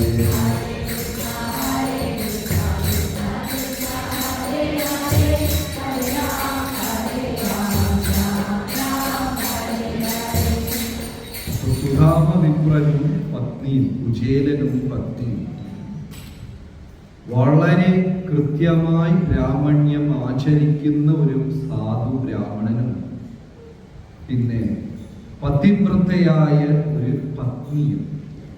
ഇവിടെ ഭാഗവതത്തില് പതിവ്രത എന്ന വാക്ക് എടുത്തു പറയുന്നുണ്ട്. എന്ന് വെച്ചാൽ നമ്മളെല്ലാം ഈ വാക്ക് കേട്ടിട്ടുണ്ട്, പതിവ്രത. നമുക്ക് ഒരേ ഒരു അർത്ഥം മാത്രമേ അറിയാവൂ. എന്താണ് ആ അർത്ഥം? ഭർത്താവിൻ്റെ അടുത്ത് സത്യസന്ധമായിരിക്കണം. പക്ഷേ ഭാഗവതവും രാമായണവും പതിവ്രത എന്ന വാക്കിന് വേറെയും ഒരുപാട് അർത്ഥങ്ങൾ കൊടുക്കും. അത് ഒരു വശം മാത്രമേ ഉള്ളൂ, സത്യസന്ധമായി ഇരിക്കുക എന്ന് പറയുന്നത്. ബാക്കി 4 കാര്യങ്ങളും കൂടെ പറയുന്നുണ്ട്. അതെല്ലാം ചേരുമ്പോഴാണ് പതിവ്രത. ഒന്ന് എന്താണ് ഇത് വന്നിട്ട് അനസൂയ ദേവി സീതാമാതാവിന് ഉപദേശിച്ചതാണ് യഥാർത്ഥത്തിൽ പതിവ്രത എന്ന വാക്കിന്റെ അർത്ഥം എന്താണ്. ചിത്രകൂടത്തിൽ 14 വർഷം വനവാസ സമയത്ത് സീതാരാമ ലക്ഷ്മണൻ ഇവരെല്ലാം ചിത്രകൂടത്തിൽ ഉണ്ടായിരുന്ന സമയത്ത് സീതാദേവി നിരന്തരം അനസൂയയുടെ ആശ്രമത്തിൽ പോകും. അവിടെ അനസൂയ ദേവി സീതാദേവിക്ക് പറഞ്ഞതാണ് പതിവ്രത എന്ന് പറഞ്ഞാൽ എന്താ. സുഖദുഃഖങ്ങളിൽ ആ കുടുംബത്തിൽ തന്നെ ഇരിക്കുക. ഫാമിലി എന്ന് പറയുമ്പോൾ ഏതോ ഒരു ഉയർന്ന മനുഷ്യൻ പറഞ്ഞു, കൂടുമ്പോൾ ഇമ്പമുണ്ടാക്കുന്നതാണ് കുടുംബം, നമ്മളെ വീട്ടിലൊക്കെ കൂടുമ്പോൾ ഭൂകമ്പമാണ് ഉണ്ടാകാറ് എന്ന് പറഞ്ഞു. അപ്പോ ഒരു ഒരു ഒരു ഒരു കൂട്ടായ്മ, സുഖദുഃഖം, ദുഃഖമില്ലാത്ത വീടില്ല, സുഖമില്ല. ഇത് വന്നിട്ട് വേനൽക്കാലവും മഴക്കാലവും മാറി മാറി വരുന്നത് പോലെ. മാതൃസ്പർശാസ്തു കൗന്ദേയ ശീത ഉഷ്ണ സുഖ ദുഃഖദ ആഗമ അപായിനോ അനിത്യ താം സ്ഥിതിക്ഷസ്വ ഭാരത. വേനൽക്കാലവും മഴക്കാലവും മാറി മാറി വരുന്നത് പോലെ ഒരു മനുഷ്യന്റെ ജീവിതത്തിൽ സുഖവും വരും ദുഃഖവും വരും. സുഖവും ശാശ്വതമല്ല, ദുഃഖവും ശാശ്വതമല്ല. രണ്ടും വരും, രണ്ടും പോകും. അതുകൊണ്ട് ഒരു സുഖം വരുമ്പോൾ വീണ്ടും വീണ്ടും തുള്ളിച്ചാടുകയും ദുഃഖം വരുമ്പോൾ അതിനെ ഓർത്ത് വീണ്ടും വീണ്ടും കരയുന്നതിലും കാര്യമില്ല. ഇപ്പൊ ഞാൻ ഒരു തമാശ പറഞ്ഞു, നിങ്ങൾ ചിരിച്ചു. ഞാൻ അതേ തമാശ ആവർത്തിച്ച് 2ാമത്തെ പ്രാവശ്യം പറഞ്ഞു. എല്ലാരും ചിരിക്കോ? കുറച്ച് പേര്. ഇതേ തമാശ ഞാൻ 4ാമത്തെ പ്രാവശ്യം 5ാമത്തെ പ്രാവശ്യം 10ാമത്തെ പ്രാവശ്യം പറഞ്ഞാൽ എല്ലാരും എന്ത് വിചാരിക്കും? ഈ ആൾക്ക് വേറെ പണിയില്ല അല്ലേ? അപ്പൊ ഒരു തമാശയിൽ വീണ്ടും വീണ്ടും ചിരിക്കാൻ തയ്യാറാകാത്ത നമ്മൾ ഒരേ ദുഃഖത്തിന് വീണ്ടും വീണ്ടും ഓർത്ത് കരയേണ്ട കാര്യമുണ്ടോ? ഉപനിഷത്ത് ചോദിക്കുന്ന ചോദ്യമാണ്. ഒരു സന്തോഷത്തിൽ വീണ്ടും വീണ്ടും വീണ്ടും നമ്മൾ സുഖിക്കാൻ തയ്യാറല്ല. നമുക്ക് മടുപ്പുണ്ടാകും, ആവർത്തന വിരസതയുണ്ടാകും, നമുക്ക് വേണ്ട എന്ന് തോന്നും. ഒരു സിനിമ ഒരു തവണ കാണും, 15-20 വട്ടമൊക്കെ കാണും, ചിലപ്പോൾ ഭ്രാന്തന്മാര് കാണും. എന്നാലും ഒരു സാധാരണ മനുഷ്യന് 1-2, പിന്നെ അവന് മടുപ്പ് തോന്നും. ഒരു സുഖത്തിനെ വീണ്ടും വീണ്ടും ആസ്വദിക്കാൻ തയ്യാറാവാത്ത നമ്മൾ ഒരു ദുഃഖത്തിനെ വീണ്ടും വീണ്ടും ആവർത്തിച്ച് ദുഃഖിക്കുകയാണെങ്കിൽ അവൻ തന്റെ മനസ്സിന്റെ കൈതി, മനസ്സവനെ ബന്ധിച്ചു വെച്ചിരിക്കുകയാണ്. കാരണം നമുക്ക് ചിലരെയൊക്കെ അറിയാം, ഒരു ദുഃഖം പറഞ്ഞിട്ട് കരയും, ഒരാഴ്ച കഴിഞ്ഞാൽ അതേ കഥ പറഞ്ഞ് വീണ്ടും കരയും, 2 കൊല്ലം കഴിഞ്ഞാൽ ആ സംഭവം പറഞ്ഞ് കരയും. കാരണം അവരുടെ മനസ്സ് ആ ഒരു കഥയിൽ സ്റ്റക്കായി പോയി, അതിൽ നിന്ന് പുറത്തു വരാൻ സാധിക്കുന്നില്ല. അതുകൊണ്ട് ഒരു സുഖത്തിനെ വീണ്ടും വീണ്ടും ആസ്വദിക്കാൻ തയ്യാറാവാത്ത നമ്മൾ ഒരു ദുഃഖത്തിനെ ഓർത്ത് വിലപിക്കാൻ പാടില്ല. അപ്പൊ കുടുംബം എന്ന് പറഞ്ഞാൽ സുഖവും ദുഃഖവും രണ്ടും ഉണ്ടാകും. അതിൽ സീതാദേവിക്ക് അനസൂയദേവി പറഞ്ഞു കൊടുത്തത് എന്താ വെച്ചാല്, ഒന്നിനെയും പരാതിയെ പറയും. നമ്മുടെ കൂട്ടത്തിൽ എത്ര പേരുണ്ട് പരാതിയെ പറയാത്ത ആൾക്കാര്? ചിന്മയ പ്രഭു, പരാതി പറയാറുണ്ടോ? പരാതി എന്തിനെ കുറിച്ചെങ്കിലും ജീവിതത്തിൽ പരാതി ഉണ്ടോ? ഒന്നുമില്ലേ? ഇവിടെ എത്ര പേർക്ക് ലൈഫിൽ പരാതിയുണ്ട്? എല്ലാവർക്കും പരാതി. ശരി, ഇന്നത്തെ ദിവസം എന്താ? സമയം 11. ഇന്ന് രാവിലെ എണീറ്റത് മുതൽ ഈ 11 മണി വരെ പരാതി പറഞ്ഞവരാരെങ്കിലും ഉണ്ടോ? 4-5 പേരുണ്ട് അല്ലേ?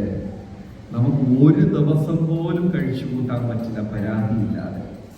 അപ്പൊ യഥാർത്ഥത്തിൽ പതിവ്രത എന്ന് പറയുന്ന ഫാമിലിയുടെ ഒരു അംശം എന്താണെന്ന് വെച്ചാൽ സുഖദുഃഖം അനുഭവിക്കുക, പരാതിയില്ല. പക്ഷെ വീടുകളിൽ എന്താ സംഭവിക്കുന്നത്? ഭാര്യ ഭർത്താവ് സന്തോഷത്തോടെ ഇരിക്കുമ്പോൾ അത് നമ്മുടെ കുഞ്ഞ് എന്ന വാക്ക് ഉപയോഗിക്കും. ഇവരെ തമ്മിൽ വഴക്കുണ്ടായി കഴിഞ്ഞാൽ ഉടനെ ഒരാൾ പറയും, അത് നിന്റെതല്ലേ, അങ്ങനെയല്ലേ ഉണ്ടാവുള്ളൂ എന്ന് കുഞ്ഞിനെ പറയും. അങ്ങനത്തെ ഫാമിലി ഏതെങ്കിലും ഉണ്ടോ? വഴക്കുണ്ടായി കഴിഞ്ഞാൽ മക്കളെ പിരിച്ച് സംസാരിക്കുന്നത് ആരുമില്ല. ഇതെല്ലാം പാതിവ്രത്യത്തിന്റെ ഒരു അംശമാണ് പരാതിയില്ലാതെ ഇരിക്കുക. പിന്നെ ഒന്ന്, ഭർത്താവിനും ഭാര്യയ്ക്കും സത്യസന്ധമായി ജീവിക്കുക. മൂന്നാമത്തത് രഹസ്യങ്ങളെ കാത്തു സൂക്ഷിക്കുക. അടുത്ത ദിവസം വാട്സാപ്പ് ഗ്രൂപ്പിലിട്ട് നാട് മൊത്തം അറിയിക്കാതെ രഹസ്യങ്ങൾ കാത്തു സൂക്ഷിക്കുക. ഇങ്ങനെ കുറേ കാര്യങ്ങൾ. അങ്ങനത്തെ ഒരു കുടുംബമായിരുന്നു കുചേലന്റെയും കുചേലന്റെ പത്നിയുടെയും. എത്ര വിഷമവും പ്രയാസവും ദുഃഖമുണ്ടെങ്കിലും രണ്ടുപേരും സഹിച്ചിട്ട്. അവർക്ക് കുറച്ച് വിഷമം ഉണ്ടായിരുന്നു. എന്താണ്? അവർ പട്ടിണി കിടക്കുന്നതിലല്ല വിഷമം, ആ കുടുംബത്തിലുള്ള മറ്റു കുടുംബാംഗങ്ങൾ പട്ടിണി കിടക്കുന്നതിലായിരുന്നു അവർക്ക് വിഷമം. അങ്ങനെ കുചേലന് മൊത്തം 27 മക്കളായി. ഇത് ഭാഗവതത്തിൽ പറയുന്നില്ല, മറ്റു പുരാണങ്ങളിൽ പറയുന്നുണ്ട്. കുചേലന് മൊത്തം എത്ര മക്കളാണ്? 27 മക്കളാണ്. മിക്കവാറും പട്ടിണി. ഈ ഒരു ദരിദ്ര ബ്രാഹ്മണൻ രാവിലെ കുറച്ച് വിരലിലെണ്ണാവുന്ന വീടുകളിൽ യാചകം ഭിക്ഷയ്ക്കായി പോകും. അവിടെ കിട്ടിയാൽ സന്തോഷത്തോടെ അത് വീട്ടിലേക്ക് കൊണ്ടുവരും. ഒന്നും കിട്ടിയില്ലെങ്കിൽ ഇന്ന് കൽപ്പിച്ചത് ഇത്രയേ ഉള്ളൂ എന്ന് പറഞ്ഞിട്ട് തൃപ്തിയോടെ വീട്ടിൽ വരും. പരാതിയോ വിഷമമോ പരിഭവമോ ഒന്നുമില്ല, വീട്ടിൽ വന്ന് കിടന്നു ഉറങ്ങും. പത്നി ചോദിക്കും, പ്രഭോ അങ്ങക്ക് കഴിക്കാൻ വല്ലതും കിട്ടിയോ? ഉടനെ കുചേലൻ പറയും, വരുന്ന വഴിയിൽ ഒരു ബ്രാഹ്മണന്റെ വീട്ടിൽ അല്പം കിട്ടി, എനിക്ക് പ്രസാദം കിട്ടി എന്ന് പറയും. ഭാര്യ എടുത്ത് ചോദിക്കും, നീ വല്ലതും കഴിച്ചോ? ഉടനെ പത്നി പറയും, അപ്പുറത്തെ വീട്ടിൽ ഒരു പൂജ ഉണ്ടായിരുന്നു, അവരെനിക്ക് ഊണ് കൊടുത്തു.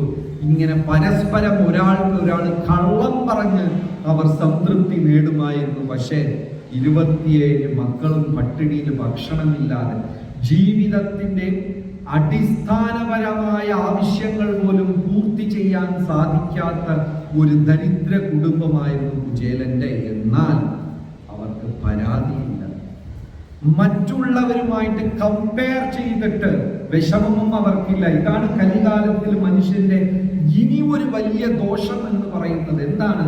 നമുക്ക് ജീവിക്കാൻ സുഖമായി കഴിയാനുള്ള ആവശ്യമായതെല്ലാം എൻ്റെ കയ്യിലുണ്ട്, എന്നാലും ഇനിയൊരുത്തന്റെ കയ്യിൽ ഉള്ളത് എൻ്റെ കയ്യിലില്ല എന്ന് കമ്പയർ ചെയ്തിട്ട് വിഷമിക്കാൻ തുടങ്ങും. ഇതിന്റെ ആവശ്യമില്ല. ഒരു തെരുവില് 10 വീടുണ്ടായിരുന്നു. ഈ 10 വീട്ടിലും കാറില്ല, ഒരാളുടെ കയ്യിൽ മാത്രം കാറുണ്ടായിരുന്നു. അയാൾക്ക് സന്തോഷം ഉണ്ടാവോ ഇല്ലേ? മനസ്സിലായോ? തെരുവിൽ 10 വീടുണ്ടായിരുന്നു, ഒരാളുടെ കയ്യിൽ മാത്രം കാറുണ്ടായിരുന്നു. അപ്പൊ അയാൾക്ക് സന്തോഷം ഉണ്ടാവോ ഇല്ലേ? പിന്നെ ഒരു 2 കൊല്ലത്തില് ബാക്കി 9 പേരുടെ വീട്ടിലും ഇതിനേക്കാളും വില പിടിപ്പുള്ള കാർ വന്നു.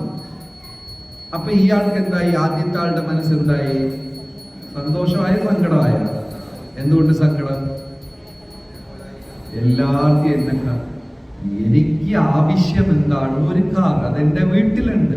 പക്ഷെ എന്നെക്കാളും കൂടിയ കാർ മറ്റു 9 വീട്ടിലും ഉള്ളപ്പോ എനിക്ക് സുഖമില്ല. ഇതാണ് മനുഷ്യന്റെ അവസ്ഥ. എപ്പോഴും അയാള് അടുത്തുള്ളവരെ കമ്പയർ ചെയ്ത് നോക്കിക്കൊണ്ടേയിരിക്കും. കമ്പാരിസൺ എന്ന് പറയും മലയാളത്തില്, താരതമ്യപ്പെടുത്തിക്കും. എനിക്കുണ്ടോ അത് നോക്കില്ല, മറ്റവൻ എന്തുണ്ട് അതാണ് വളരെ പ്രധാനം. അതായത് നമ്മുടെ സ്ത്രീകളെല്ലാം തുണിക്കടയിൽ പോയി ഡ്രസ്സ് മേടിക്കുന്നത് കണ്ടില്ലേ? ഇവരെല്ലാം യൂണിഫോം ഇട്ടിരിക്കുകയാണ്, എല്ലാവരും യൂണിഫോം. അപ്പോ ഈ സ്ത്രീകൾ ചെന്നിട്ട് തുണിക്കടയിൽ ഇരുന്നത് മെനക്കെട്ട് അവിടെ മൊത്തം ഉള്ളത് പിടിച്ച് വലിച്ച് അവസാനം ആ ബൊമ്മയിൽ ഇട്ടിരുന്നത് വരെ എല്ലാം ഊരിയെടുത്ത് എല്ലാം കൂടെയായി ഒരു ഡ്രസ്സ് റോഡിൽ ഇട്ടിട്ട് നടക്കും. കാണുന്നവരെല്ലാം പറഞ്ഞു, നന്നായിരുന്നു, ഗംഭീരം, നല്ല സെലക്ഷൻ, എവിടെ നിന്ന് മേടിച്ചു, നല്ല ചർച്ചയുണ്ട്. കേൾക്കും തോറും അയാളൊന്ന് കാറ്റിൽ ഇങ്ങനെ പൊങ്ങി, വലിയ സന്തോഷമായി. കുറച്ച് കഴിഞ്ഞപ്പോ അതേ ഡ്രസ്സ്, അതേ പാറ്റേൺ, അതേ കളർ ഇനി ഒരാൾ ഇട്ടിട്ട് ഇങ്ങനെ നടന്നു പോകും. കണ്ടപ്പോ എന്തായി? അപ്പൊ എന്റെ സന്തോഷം എന്റെ കയ്യിലില്ല. മറ്റുള്ളവരെന്ത് ചിന്തിക്കുന്നു, മറ്റുള്ളവരെന്ത് ചെയ്യുന്നു, അവരെന്നെ കുറിച്ച് എന്ത് വിചാരിക്കും, ഇത്തരം കാര്യങ്ങൾ ചിന്തിച്ചാണ്. അപ്പൊ ഭാഗവതം പറയുന്ന അവരെല്ലാം ഹൃദയഗ്രന്ഥി, അവന്റെ മനസ്സിന്റെ ഒരു കൈദിയായി കുടുങ്ങിക്കിടക്കുകയാണ്. അതിന് രക്ഷപ്പെട്ടവരായിരുന്നു കുചേലനും കുചേല പത്നിയും കുടുംബവും. കഴിക്കാനില്ല, ഉടുക്കാൻ വസ്ത്രമില്ല. ഭാഗവതം പറയുന്നു എല്ലും തോലുമായി. എന്താ, നമുക്കൊക്കെ അങ്ങനെ എന്തെങ്കിലും പട്ടിണിയുണ്ടോ? ഇവിടെ ഭക്ഷണമില്ലാത്ത വീട്ടുകാരെങ്കിലും ഉണ്ടോ? എല്ലാം കൂടിപ്പോയതിന്റെ പ്രശ്നമേ അല്ലേ? ദൈവം നമുക്ക് എല്ലാം തന്നിട്ടുണ്ട്. നമുക്ക് പട്ടിണിയോ പീഡനമോ ഒന്നുമില്ല. എന്താണ് മറ്റേ എക്സ്ട്രാ കാർ വാങ്ങിച്ചതിന്റെ ബാങ്ക് ലോണും രണ്ടാമത്തെ വീട് കെട്ടിയ ബാങ്ക് ലോൺ, ഇങ്ങനെയൊക്കെയുള്ള പ്രശ്നങ്ങളെ നമുക്കുള്ളൂ. ഒന്നുമില്ലാതെ എന്നാൽ ആത്മസംതൃപ്തി വളരെ പ്രധാനമാണ്. സോക്രട്ടീസിനെ കൊല്ലാനായിട്ട് രാജാവ് ഒരു കപ്പിൽ വിഷം കൊടുത്തു. സോക്രട്ടീസിന്റെ അടുത്ത് കുടിക്കാൻ പറഞ്ഞു. മുഖത്ത് ഒരു ഭാവഭേദവും ഇല്ലാതെ, ഒരു വിഷമവും ഇല്ലാതെ സോക്രട്ടീസ് ആ കപ്പിലുള്ള വിഷം കുടിച്ചപ്പോ പറഞ്ഞു, ഏ രാജൻ, നിനക്ക് എന്റെ ശരീരത്തിന് വേണമെങ്കിൽ എന്ത് വേണമെങ്കിലും ചെയ്യാം, എന്നെ നിനക്ക് തൊടാൻ പറ്റില്ല. അർത്ഥം എന്താണ്? എന്റെ ശരീരത്തിന് നീ എന്ത് വേണമെങ്കിലും ചെയ്തോ, എന്നെ നീ തൊടാൻ പറ്റില്ല. ഞാൻ ആരാ? ആത്മാവ്. എന്നെ നിനക്ക് ഒന്നും ചെയ്യാൻ പറ്റില്ല. ആത്മാവിനെ മുറിക്കാനോ തീയിലിടാനോ എല്ലാം വെള്ളത്തിലേക്ക് കരയ്ക്കാനോ ഉലർത്താനോ ഒന്നും സാധിക്കില്ല. ആത്മാവിൽ നിന്നെല്ലാം വേറെയാണ്. ആത്മാവിന് ഈ ഭൂമി സ്വന്തമല്ല, സ്വന്തം ദേഹവുമായി ഒരു ബന്ധമില്ല. ആത്മാക്കൾ തമ്മിലെ ബന്ധമുണ്ട്, പരമാത്മാവുമായി ഒരു ആത്മബന്ധം. ആത്മാവിന് ഈ ഭൂമി സ്വന്തമല്ല, സ്വന്തം ദേഹവുമായി ഒരു ബന്ധമില്ല. ഇതുപോലും നമ്മുടെ കൂടെ വരില്ല. ഇതെനിക്ക് ഇഷ്ടമാണ്, ഇതിന് പെയിന്റ് അടിച്ചു, ഫെയർ ആൻഡ് ലവ്ലി ഇട്ടു, ഇമാമി അത് ഇത് പാക്കൊക്കെ ചെയ്ത് വെളുപ്പിച്ചു, കൂടെ വരുമോ? വരില്ല. ആത്മാവിനെ ഒന്നും. അതുകൊണ്ട് കുചേലനും കുചേല പത്നിയും സംതൃപ്തരായിരുന്നു, പണമില്ലെങ്കിലും കാശില്ലെങ്കിലും. ഭാഗവതം പറയുന്നു, പണമുള്ള ദരിദ്രൻ നമ്മളും, പണമില്ലാതെ സുഖിയനായിരുന്നു അദ്ദേഹം. ആര്? കുചേലൻ. നമ്മളൊക്കാരാണ്? പണമുണ്ട് എന്നാൽ ദരിദ്രരാണ്, ആത്മസുഖമില്ല. ഇവിടെ കൂടിയിരിക്കുന്ന സജ്ജനങ്ങളിൽ 100% സംതൃപ്തിയോട് ജീവിക്കുന്നവർ എത്ര പേരുണ്ട്? എനിക്ക് 100% സംതൃപ്തിയാണ്. ലൈഫിൽ പരാതിയില്ല, ആവശ്യമില്ല, കുറ്റമില്ല, ഒന്നുമില്ല. 100% സംതൃപ്തിയാണ്. എത്ര പേരുണ്ട്? 75% സംതൃപ്തി. 1, 2, 2.5, 50% സംതൃപ്തി. 50% തൃപ്തി ഇല്ലാത്തവരാരൊക്കെയാണ്? എല്ലാവർക്കും ഏകദേശം 50%. എല്ലാം ഉണ്ടായിട്ടും തൃപ്തരല്ല നമ്മൾ. ഒന്നും ഇല്ലാതെ തൃപ്തനായിരുന്നു. ആര്? കുചേലൻ. അതിന് വലിയ റിച്ച് മൈൻഡ്, വളരെ തൃപ്തിയുള്ള നിറഞ്ഞ ഒരു മനസ്സ് വേണം എന്നാ പറയുന്നത്. പാണ്ഡവരെ ചതിയിൽ കൂടെ ദുര്യോധനൻ കാട്ടിൽ പറഞ്ഞു വിട്ടു. 12 വർഷം വനവാസവും 1 വർഷം അജ്ഞാതവാസവും. രാജ്യം മുഴുവനും ദുര്യോധനൻ പിടിച്ചെടുത്തു. ഇപ്പൊ ആസ്തി ആരുടെ കയ്യിലാണ്? പാണ്ഡവർ ഒന്നുമില്ലാതെ വെറും കൈയോട് കാട്ടിൽ രാജ്യം മുഴുവനും കൈക്കലാക്കി. രാജ്യത്തിൽ ദുര്യോധനൻ. ഇപ്പൊ ആസ്തി ആരുടെ കയ്യിലാണ്? ആരുടെ കയ്യിലാണ്? പാണ്ഡവരുടെ കയ്യിലോ ദുര്യോധന്റെ കയ്യിൽ? ആരുടെ കയ്യിലെ രാജ്യം? ദുര്യോധന്റെ കയ്യിൽ. പാണ്ഡവരുടെ കയ്യിൽ ഒന്നുമില്ല. അപ്പൊ ധർമ്മരാജൻ പറഞ്ഞു, യുധിഷ്ഠിരൻ പറഞ്ഞു, സഹോദരന്മാരെ, എന്തായാലും കരഞ്ഞ് നില വിളിച്ചിട്ട് ഒരു കാര്യമില്ല. 12 വർഷം നമ്മൾ വനത്തിൽ ചുറ്റിയേ പറ്റൂ. രാജ്യമില്ല, സുഖ സൗകര്യങ്ങളില്ല, സമ്പത്തില്ല, ധനമില്ല, ധാന്യമില്ല, ഒന്നുമില്ല. അതുകൊണ്ട് ഈ 12 വർഷവും നമ്മൾ തപസ്സിരിക്കാം. എന്തായാലും തിന്നാൻ കിട്ടില്ല. ഇപ്പൊ പെട്ടെന്ന് അനൗൺസ് ചെയ്യാണ്, ഭക്ഷണം എല്ലാം കരിഞ്ഞു പോയി, സാമ്പാർ കൂടിപ്പോയി, അതുകൊണ്ട് ഉച്ചയ്ക്ക് ചോറില്ല. അപ്പൊ 2 ചിന്ത നമുക്ക് ചിന്തിക്കാം. എന്താണ്? ചോറില്ലേ, പരിപാടിക്ക് വിളിച്ചു വരുത്തി എല്ലാം പറ്റിച്ചു, ചോറില്ല, വീട്ടിൽ പോകാമോ, വീട്ടിൽ പോയി ഉണ്ടാക്കാമോ? ഇങ്ങനെ ചോറിനെ കുറിച്ച് തന്നെ ധ്യാനിച്ചുകൊണ്ട് നമുക്ക് വേണമെങ്കിൽ ഇരിക്കാം. അല്ലെങ്കിൽ ഭാഗവതം ഞാൻ വ്രതം ഇരുന്ന് കേൾക്കാൻ പോവാണ്. ഇത് 2 നമ്മൾ ചെറിയ കറക്ഷൻ നമുക്ക് തന്നെ തിരുത്താം. എന്തായാലും ഭക്ഷണമില്ല, വ്രതം ഇരുന്ന് ഞാൻ ഭാഗവതം കേൾക്കാം. ഇനിയൊന്ന് ചോറിന് ഏതാണ് നല്ലത്? എന്തായാലും ചോറില്ല. അപ്പൊ ധർമ്മരാജൻ പാണ്ഡവ സഹോദരന്മാരെടുത്ത് പറഞ്ഞു, പറഞ്ഞു, സഹോദരന്മാരെ, എന്ത് വിഷമിച്ചിട്ടും കാര്യമില്ല, 12 വർഷം നമ്മൾ വനത്തിൽ ഇങ്ങനെ നടന്നേ പറ്റൂ, അതുകൊണ്ട് വനത്തിൽ തപസ്യ ചെയ്യാം. 12 വർഷം തപസ്യ. അർജുനൻ ഒറ്റക്കാലിൽ നിൽക്കാൻ തുടങ്ങി, ഭീമൻ ഇരുന്ന് തപസ്യ ചെയ്യാൻ തുടങ്ങി, ധർമ്മപുത്രൻ വേറെ എവിടെ ഒരു ദിശയിൽ നോക്കുന്നവൻ, നകുല സഹത എല്ലാം തപസ്യയോട് തപസ്യ. അവിടെ കൊട്ടാരത്തിൽ ദുര്യോധനനോ അനിയനെ വിളിച്ചിട്ട് ഭീമനെ ചോറില്ലാതെ കഷ്ടപ്പെടണം. ഭീമൻ എന്തായി? അർജുനൻ എന്തായി? കരയണ, നിലവിളിക്കണ, യുധിഷ്ഠിരന്റെ അടുത്ത് വഴക്കുണ്ടാക്കിക്കൊണ്ടിരിക്കുന്നു. എന്താ സംഭവിച്ചത്? ഇവിടെ ഇന്ന് സമാധാനമില്ല. ആർക്ക്? ദുര്യോധനൻ. അപ്പൊ ദൂതന്മാരെ ദിവസം ദൂതന്മാരെ പറഞ്ഞുവിടും. അപ്പൊ ഒരു ദൂതൻ വന്നിട്ട് പറഞ്ഞു, രാജൻ, പാണ്ഡവർ സംതൃപ്തിയോടിരിക്കണം, അവരെ മുഖത്ത് പ്രയാസത്തിന്റെ പ്രശ്നങ്ങളുടെ ഒരു രേഖ പോലും ഇല്ല. ഭീമൻ സമാധാനത്തോടിരുന്ന് തപസ്യ ചെയ്യുന്നു, ദുര്യോധനൻ സമാധാനം. ഇത് കേട്ടപ്പോ ഫുൾ ടെൻഷനായി. ആർക്ക്? ദുര്യോധനൻ. ഇപ്പോ ഒന്നുമില്ലാതെ സംതൃപ്തിയായിരിക്കുന്ന പാണ്ഡവർ, എല്ലാം ഉണ്ടായിട്ടും ഇവിടെ ടെൻഷൻ അടിക്കുന്ന ദുര്യോധനൻ. നമ്മൾ ആരെ പോലെയാണ്? പാണ്ഡവരാണോ ദുര്യോധനാണോ? എല്ലാം ഉണ്ടായിട്ടും ടെൻഷൻ അടി, എല്ലാം ഉണ്ടായിട്ടും ദരിദ്രന്മാരാണ് നമ്മൾ. കുചേലൻ ഒന്നുമില്ലാതെ ധനികനാണ്. അതാണ് ആത്മീയത. ഉള്ളിന്റെ ഉള്ളിൽ സന്തോഷം കണ്ടെത്തുക. വെളിയിൽ ചിലപ്പം കർമ്മം അനുസരിച്ച് കിട്ടിയാ കിട്ടി, കിട്ടിയില്ല. ഇപ്പൊ ഞാൻ വെളുക്കണമെന്ന് വിചാരിച്ചാൽ നടക്കുന്ന കാര്യമാണ്. എനിക്ക് ഭഗവാൻ ഈ നടക്കില്ല. അപ്പോ സംതൃപ്തി നമ്മൾ ഉള്ളിൽ നേടിയെടുക്കുക. അത് കുചേലൻ മനസ്സിലാക്കി. രഘുപതി